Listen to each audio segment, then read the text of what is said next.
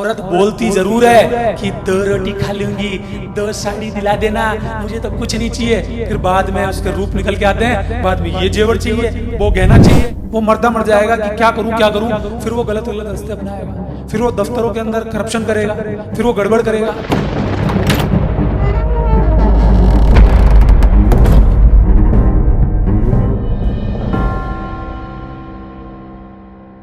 कभी कभी जनता के दिमाग में ये आता है कि जो परिवार मिलावट करते हैं उनकी जो संतानें हैं वो तो सब जानती है, क्योंकि वो उसमें सहभागी होती है।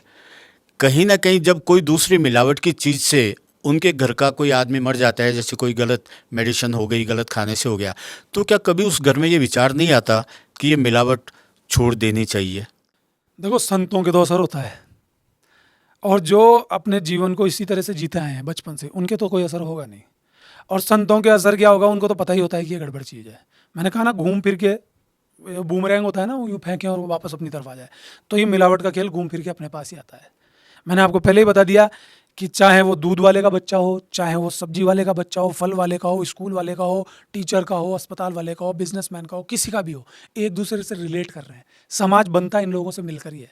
तो ये सारी चीज़ें घूम करके तो आएंगी, असर भी करती हैं लोगों के। ऐसी बात नहीं है, समाज में बैठे हुए लोग इन पर कदम भी रखते हैं, लेकिन उनके अकेले कदम रखने से कुछ नहीं होगा, क्योंकि हर इंसान कसौटी दूसरे के लिए बनाता है, वो खुद स्टेप नहीं लेता। घर में पत्नी होती है, वो अपने हस्बैंड को ये बोलती है कि तू कहीं से भी लाके दे, मुझे मतलब नहीं है। वो मर्दा मर जाएगा कि क्या करूं क्या करूं। फिर वो गलत गलत रास्ते अपनाएगा, फिर वो दफ्तरों के अंदर करप्शन करेगा, फिर वो गड़बड़ करेगा।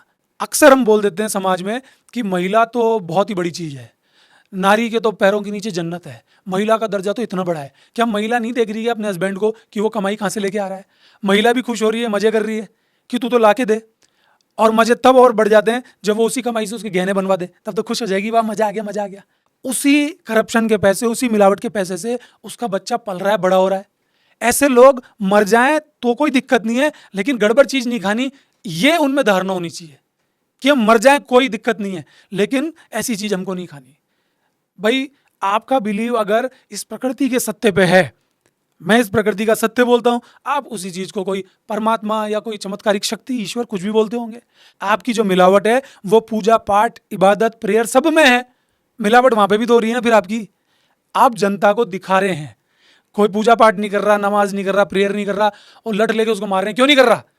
और हकीकत यह है कि आप भी मन से नहीं करके आए हैं, ये तो आप जानते हैं, और कौन कैसे जानेगा? तो बीवियों को नहीं दिखता क्या? घर में छोटे छोटे बच्चों को नहीं दिखता क्या? वो खुश होते हैं ऐसे पापा से, हमको तो टॉफी चाहिए, चॉकलेट चाहिए, चाहे वो मिलावट के पैसों से ही लाया हो। वो अपना बच्चा तो खा लेगा, लेकिन दूसरे का बच्चा मर रहा है, वो कुछ नहीं है। तो ये अंदर से ही होगा चीजें।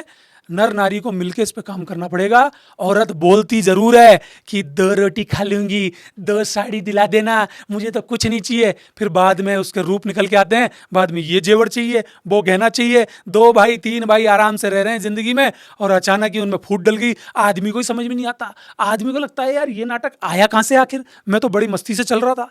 बाप बेटे में लड़ाई, आपस में भाइयों में लड़ाई, समझ में ही नहीं आता। क्योंकि औरत की भी महत्वाकांक्षा है, जबकि जननी तो क्रिएटिव है, क्रिएशन उसने किया है, वो तो सत्य के इतना ज्यादा नजदीक है जिसकी कोई हद नहीं। लेकिन वो भी अगर मिलावट की अवधारणा का पक्ष लेगी, अगर वो इस चीज को सपोर्ट करेगी, उसको तो खड़े हो जाना चाहिए कि मैं मर जाऊंगी भूखी, लेकिन तू ईमानदारी की कमाई लेके आएगा। मैं मर जाऊंगी, कुछ भी हो जाएगा, हम एक साथ झुंड बना के बैठ जाएंगे तसल्ली से, भूखे मर जाएंगे, लेकिन ईमानदारी से ही काम करेंगे, तब मजा आ जाएगा। तब ऑटोमेटिक ये सारी मिलावट बंद हो जाएगी और सत्य के साथ हर इंसान जुड़ पाएगा।